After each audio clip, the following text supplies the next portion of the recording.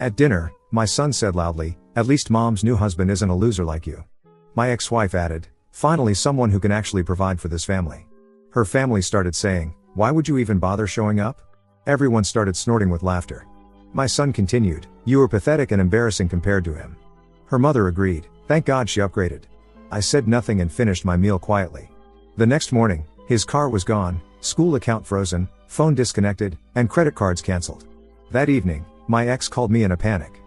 "My name is Caleb, and I'm 42 years old. I was married to Mira for 15 years before she decided she wanted something better. We have a son together, Henry, who's 18 now and just graduated high school. The divorce was finalized 3 years ago, and it was messy as hell.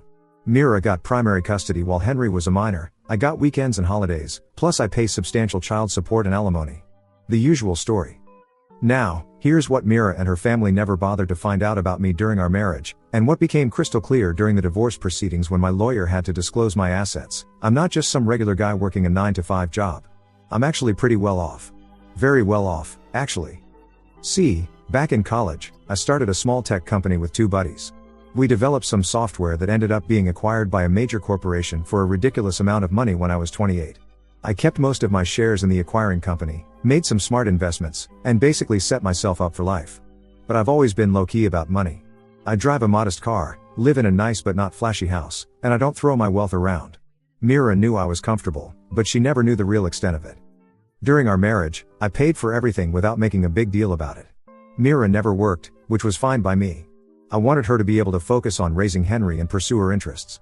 I covered the mortgage, all the bills, Henry's private school tuition, vacations, shopping trips, everything. Mira had access to joint credit cards and checking accounts for household expenses, but I handled the main investment accounts and business finances privately, something my financial advisor had recommended for liability protection. She lived well and knew we were comfortable, but she never saw the actual numbers in my primary investment accounts or understood the full scope of my business holdings. When she filed for divorce, claiming I was emotionally unavailable and that she'd outgrown me, I was devastated. But I played fair. I didn't try to hide assets or be vindictive. My lawyer advised me to be more aggressive, but I wanted to keep things civil for Henry's sake. So Mira got a very generous settlement, a beautiful house, and substantial monthly payments. She was set up to live comfortably for the rest of her life without ever needing to work. But apparently, that wasn't enough for her. About a year after our divorce was finalized, Mira started dating Brad. Brad is everything I'm not, at least on the surface. He's loud, flashy, drives a leased BMW, wears expensive suits, and loves to talk about how successful his consulting business is. Mira was smitten immediately. Henry started coming home from his mom's house with stories about how great Brad was. How Brad was taking them to fancy